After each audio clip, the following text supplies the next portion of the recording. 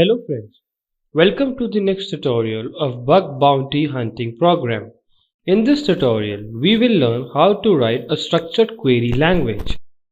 So if you look over here, there is this table 1 which has following columns and some data in it.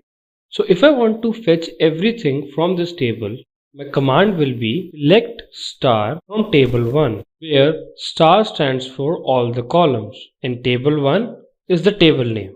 Now, if I want to fetch only column 1 and column 2 from this table, in that case, what will be our query? It will be select column 1, comma, column 2 from table 1, and the output will be like this.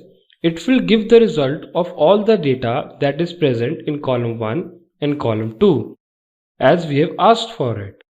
Now let's look at table students. If I want to fetch details of a person whose ID is equal to 1, what can I write? What query should I use?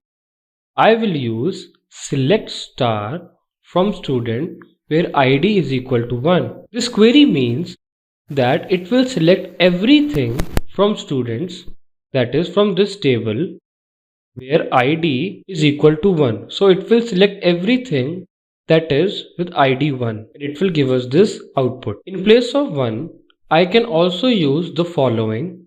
It will give me the same result. So all these below queries will give same result even if I use dash, inverted comma, bracket, dash with inverted comma and inverted comma, bracket. So thank you for watching this tutorial.